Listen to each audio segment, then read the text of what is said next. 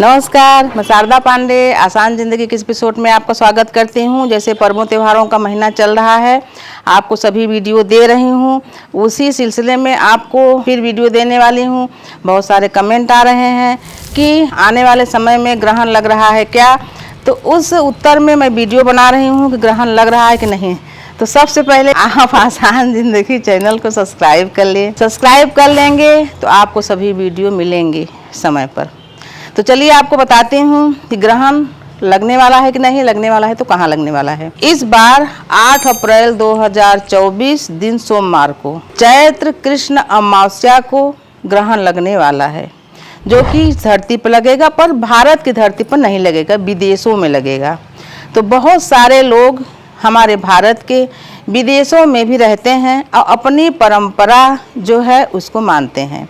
यहाँ से बहुत सारे व्रत कथाएँ, भागवत पुराण, रामायण पुराण, जिसमें रुचि है उसको वहाँ ले जाकर वो अपनी संस्कृति को जागृत रखे हैं। पूजा पाठ, धर्म कर्म, व्रत उपवास सब करते हैं और सभी चीज़ों को मानते हैं। हमसे प्रश्न भी करते हैं, तो उनके लिए हम वीडियो बना रहे हैं। जो विदेशों में हैं तो उसमें गर्भवती महिलाएं जिनका विवाह होने वाला है, वो झलरिया बच्चे, इन सब का थोड़ा विशेष ध्यान देना पड़ता है, विशेषकर गर्भवती महिलाओं का। बहुत सारे वीडियो आसान ज़िंदगी में डले हुए हैं कि जो गर्भवती महिलाएं हैं वो क्या करें, उनको क्या करना चाहिए और क्या नहीं करना चाहिए ग्रहण में।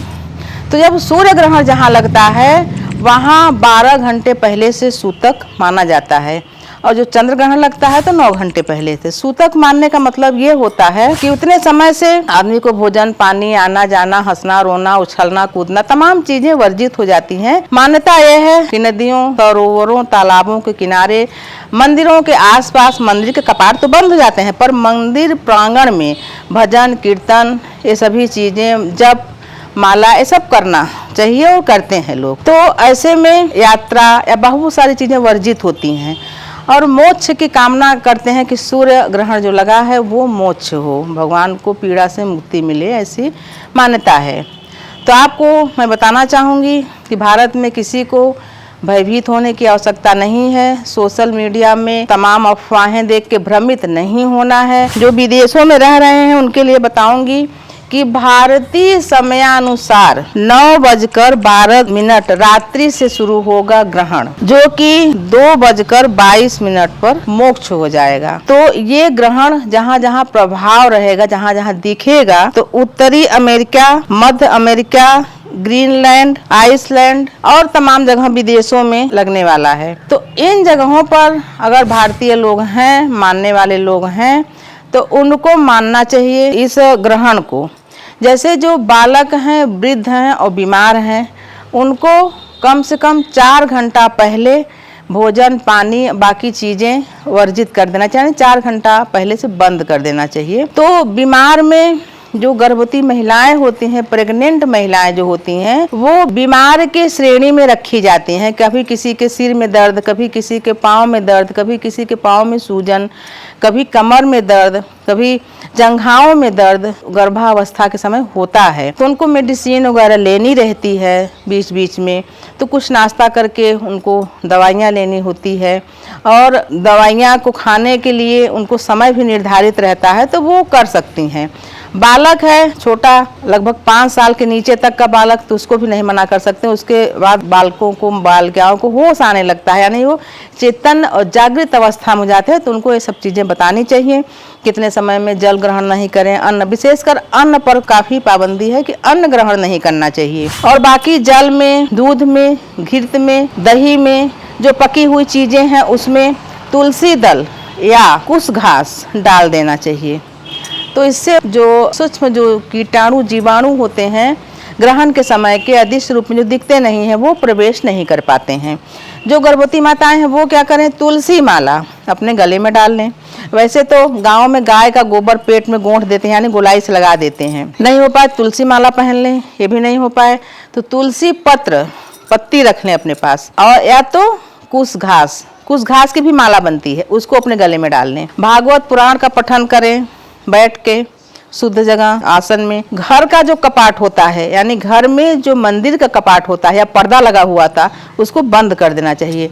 देवी देवताओं का जो स्वरूप होता है, जो विग्रह होता है, उस स्थिति में यानी ग्रहण की स्थिति में, सूतक काल की स्थिति में दर्शन नहीं करना चाहिए, वर्जित रहता है। इसीलिए मंदिरों के कपाट बंद हो जाते हैं। इस समय जो गर्भवती माताएं हैं उनको सिलाई, बुनाई, कढ़ाई या किचन में जाके खट खूट करके खाना बनाना, करछी कढ़ाई में पीटना, ऐसे करने से बच्चों का अंग भंग हो जाता है। किसी का कान कुतरा जाता है, किसी के होठ कट जाता है, किसी की उंगलियां आधी आधी कट जाती हैं। यानी ऐसी मान्यता है कि अगर बच्चा पेट में है और माता छीलने, काटने या किसी ऐसा काम करती है जब, तो बच्चे के ऊपर बुरा प्रभाव पड़ता है।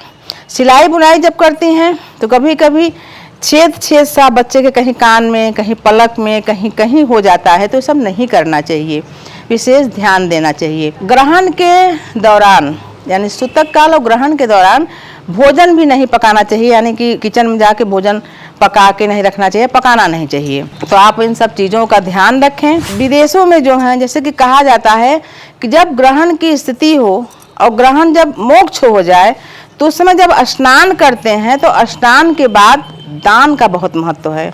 अब वो दान जो गंगा किनारे जो अंतिम संस्कार वगैरह करते हैं या सफाई कर्मी हैं, गरीब हैं, उनको अन्नदान, वस्त्र दान, नगद पैसे, दवाइयाँ जो हो सके, ग्रहण के समय मोक्ष के बाद जो दान का अधिकारी होता है वो वही व्यक्ति होते हैं, उनको दान करना चाहिए। विदेशों में भी नदियां हैं, ऐसी बात नहीं कि विदेश में नदियां नहीं हैं, लेकिन जो हमारे भारत से गए हैं वो वहां जाके नदियों में नहाएं, दान करें, या दान कौन लेता होगा, जैसा भी हो, अगर आपके यहाँ ऐसी व्यवस्था है कि नदी है तो अपने पति के साथ, घर वालों के साथ जाके नहा के गरीबों को, ऐसे लोगों को, सफाई कर्मी हैं जो श्मशान घाट में हैं, उनको इन सब चीज़ों का दान देना चाहिए। उसके बाद अगर गाय हो, गरीब हो, गौरैया हो, कुत्ते हों, आसपास में दिखें, मिलें, तो इनको भी खाने पीने की चीज़ें दें।